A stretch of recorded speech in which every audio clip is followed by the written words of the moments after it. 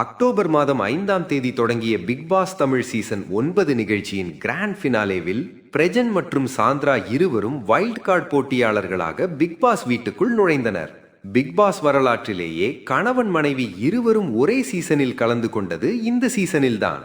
வீட்டுக்குள் வந்ததும் சாந்திரா தனது சீக்ரெட் டாஸ்கை சிறப்பாக செய்து முடித்து விஜய் சேதுபதியிடம் பாராட்டை பெற்றார். ஆனால் பிரஜன் விளையாட்டில் கவனம் செலுத்தாமல் வீட்டில் உள்ள போட்டியாளர்களிடம் அடிக்கடி முறைத்து கொண்டார். குறிப்பாக திவாகருடன் நேருக்கு நேர் சண்டை போட்டார். மேலும் எஃப்ஜே குறித்து சில கருத்துக்களை தெரிவித்ததற்காக விஜய் சேதுபதியிடம் கடுமையான கண்டனத்தையும் பெற்றார். இதனைத் தொடர்ந்து அதே வாரத்திலேயே பிரஜன் பிக் பாஸ் வீட்டிலிருந்து வெளியேற்றப்பட்டார். பிரஜன் வெளியேறிய போது சாந்திரா கதறி அழுது பெரும் ஆர்ப்பாட்டமே செய்தார். அசோகவனத்தில் இருக்கும் சீதை போல பிரஜனின் சட்டையுடன் பிக் பாஸ் வாசல் அருகே உட்கார்ந்து எப்போதும் அழுது கொண்டே இருந்தார். இதனால் அழுமூச்சு சாந்திரா, நடிப்பு அரகி சாந்திரா என இணையத்தில் கடுமையான விமர்சனங்கள் எழுந்தன. பின்னர் குழந்தைகளை பார்த்த பிறகு சாந்திரா மீண்டும் விளையாட்டில் கவனம் செலுத்தி ஆடத் தொடங்கினார்.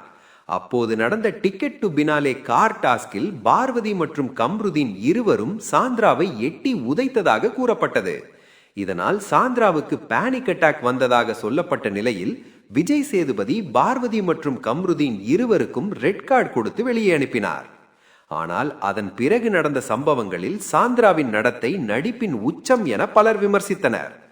பேனிக் அட்டாக் உண்மையல்ல என வெளியேறிய போட்டியாளர்களே மீண்டும் வீட்டிற்குள் வந்து நேரடியாக கேள்வி எழுப்பியதும் பெரும் சர்ச்சையாகியது.